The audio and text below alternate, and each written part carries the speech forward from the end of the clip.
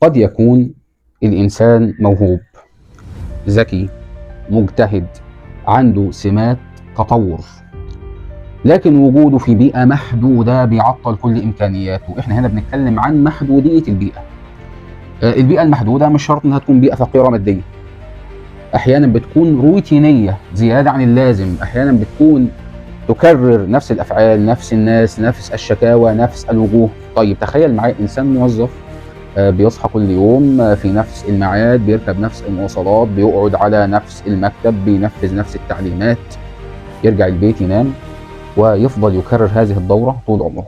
طيب هل بهذا النمط من الحياة أو هذا الأسلوب من الحياة هل في تعلم جديد؟ مفيش تعلم جديد. طيب هل في إضافة علمية أو خبرات حياتية؟ مفيش أي نوع من أي إضافة. مفيش تحدي، مفيش مساحة للتجربة والخطأ اللي هي بتساعد على التطور وعلى النمو. طيب هل ده إنسان وحش؟ لا، ما نقدرش نقول إنه إنسان وحش. لكن هل ده إنسان هينمو؟ للأسف لا، قطعا الإنسان ده مش هينمو، لأن البيئة المحدودة اللي هو مستقر فيها ورابط فيها طبعته على الرضا القاتل وليس الرضا الصحي. طبعته على التفكير وعلى الرضا اللي يخليك تقول طيب خلاص كده كويس، حتى لو انت عندك قابليه انك ممكن تبقى نسخه افضل من نفسك.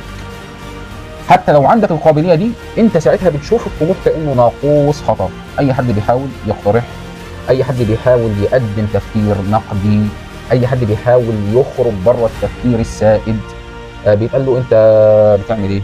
هو انت احسن من غيرك؟ طيب انت خليك في المضمون، انت مش هتفهم احسن من اللي قبلك، اللي تعرفه احسن من اللي ما تعرفوش. وهذه العبارات اللي احنا بنضحك بيها على نفسنا وبنصبر بيها نفسنا.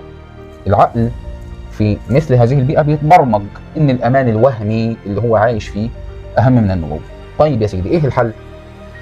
انا مش جايب لك حل سحري، مش هقول لك ان الحل انك الدنيا هتتشقلب في يوم وليله، لا لا، مفيش الكلام ده خالص، محدش بيقدم حلول سحريه. مش دايما الحل انك تسيب شغلك في يوم وليله، او تسيب هذه الحياه اللي انت استقريت فيها سنوات طويله. مش الحل انك تسيبها بشكل مفاجئ وشكل حاد، لا. الحل الحقيقي بيبدا من ادراكك ووعيك ان فعلا هذه البيئه لها تاثير عليك. يجب ان تعترف ان هذه البيئه فعلا كان لها تاثير كبير وواضح واثره ما زال موجود.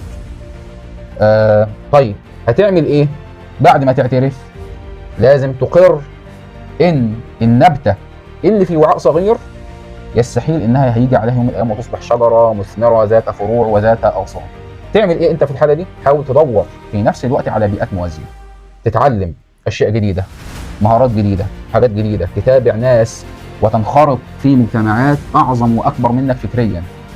لما تحاول تنوع في البيئه اللي انت فيها، مع الوقت هيتكشف لك امور جديده، هيتكشف لك مسارات جديده، هيتكشف لك طرق جديده، هتنمو في عقلك وفي ذهنك افكار جديده، مداركك هتتسع، ذهنك هيصفى اكتر.